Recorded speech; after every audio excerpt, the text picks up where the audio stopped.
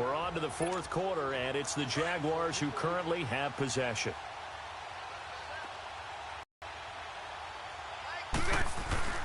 On second down, here's Fournette.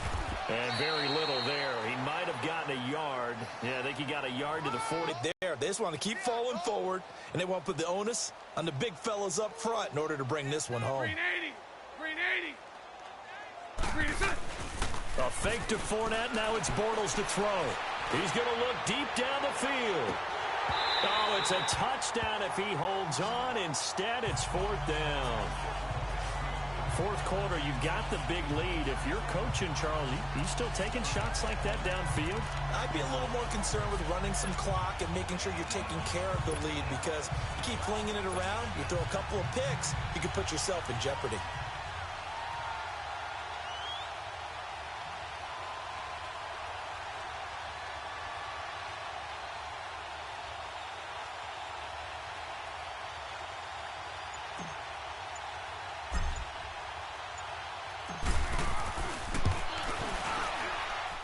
And I don't think this has the carry. It does not. It's no good. And this score will stay right where it is. Well, this winds up an empty possession. Everything looked okay. He just never got the ball on target. And knowing him, he'll be disappointed with that effort. And now the Jags defense deciding to call a timeout. It's just their first. They'll be down to 2 remaining as we step aside here in the fourth quarter. Here we go. Wide. Prescott from the gun. And a quick throw here, that's complete. And this time he's able to take it down to the 42. 10 yards. To cover tight ends, especially the ones running around the NFL nowadays, makes me glad I didn't make it in that league. I would have had a really difficult time. But now you get to sit up here with me. Yeah, and that's fun, isn't it? And what a really nice gain right there on first down for them. Brings up a nice second down for them. The second down attempt there knocked down as it leaves the quarterback's hand, and it's incomplete. Here we go. Wide. Third and short yardage, Prescott. And he finds Julius Thomas. And brought down, but not before they're inside the 25. They call his number again. It's his 6th catch and a first down. His position, and he's listed as a tight end, but he certainly doesn't run like one, and that's what we're seeing more and more coming into the league. Those guys who can run, make plays after the catch, and gain that additional yardage. And using that speed there to turn it into a pretty nice little gain. A good pickup there, 8 yards on the first down completion. Brandon, they didn't get everything they wanted out of that play, but the tight end did. And I don't mean it in a positive way. Great job of him holding on after absorbing that big hit. Now Elliott. And they get to him quickly here as he stopped right around the 13. Dante Fowler in on the stop. But that call makes sense because they've been throwing it well on this drive, and once again they show passing formation, showing the shotgun. Then they ran out of it. That's a nice play by them defensively, though, to hold it to a short gain. And he gets the first down yardage before he's brought down just outside the 10 at the 11. They only get 2 there, but on 3rd and 1, that's all they needed to keep the drive going. Prescott looks to throw on first.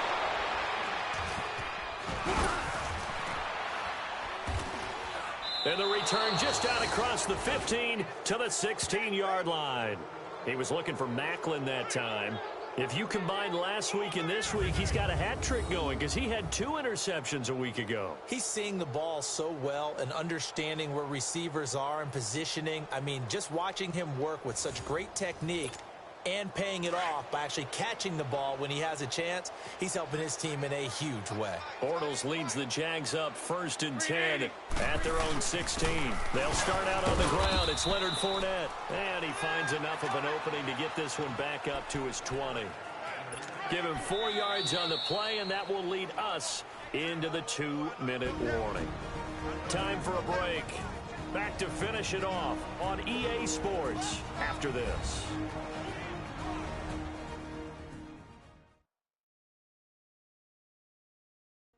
So it's Jaguar football here as we welcome you back.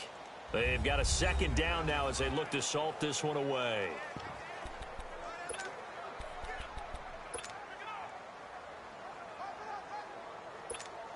Let's go, let's go.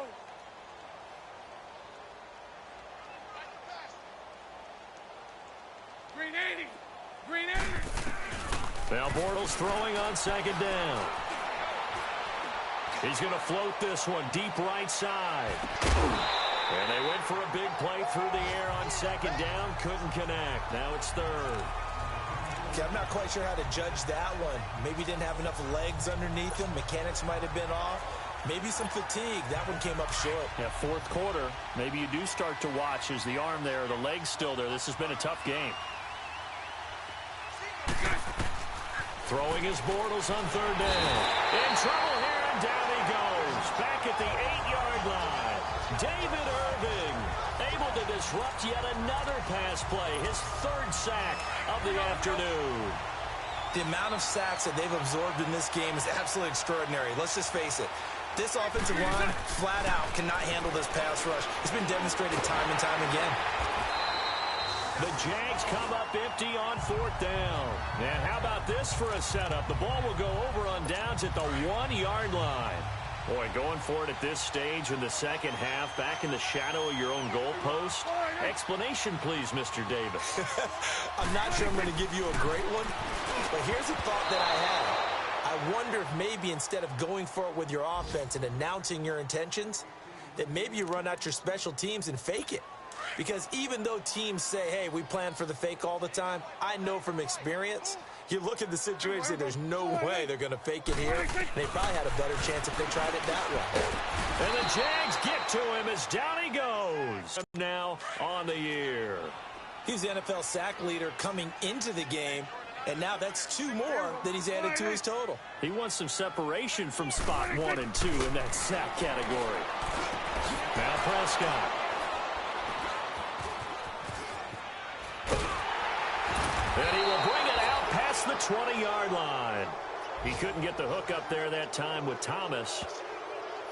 Thought they had something going there to break that goose egg here in the second half, but to no avail. Hope was alive until that interception. What a terrific play, taking the ball away after it looked like they were starting a drive. And now that shutout still standing. You know that's something those defensive guys hold a lot of pride on, too. No doubt about it. They're excited about where they are in this game.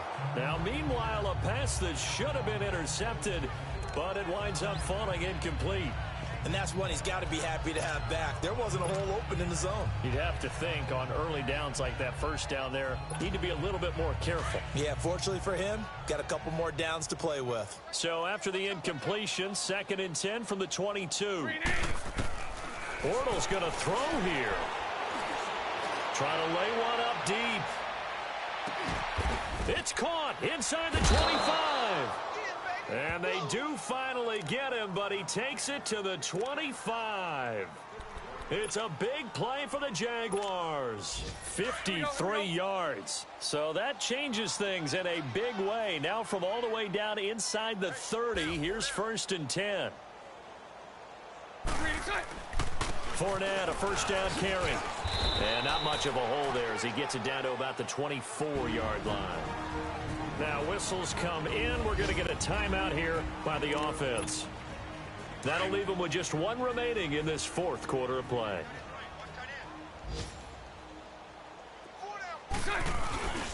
They'll run it again with Fournette. And down inside the 15 he goes. The Jaguars now will use the last of their timeouts. It'll be their 3rd and final timeout, so as they talk things over, we'll step aside. Fournette proven to be even more dangerous this year than as a rookie, as the Jags come up 1st and 10. Bortles on the give to Fournette. And he's going to fight his way forward here for a modest gain. And give him 4 yards there. It'll be 2nd and 6.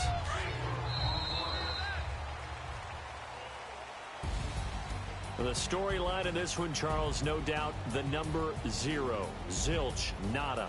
A shutout so hard to do in the NFL. It really is, and what an accomplishment, because you feel that not just on the defensive side, but as a full team. There's a lot of pride that goes into shutting out an opponent.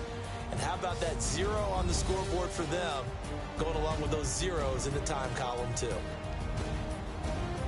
So for the Jags, They remain as hot as anyone at 6-0 now through the first month and a half. And they'll head back home next week to take on the Houston Texans. Meanwhile, for the Cowboys, they can't quite seem to turn things around as they fall into 2-4 now on the year. And they'll try to rebound next week on the road in Washington.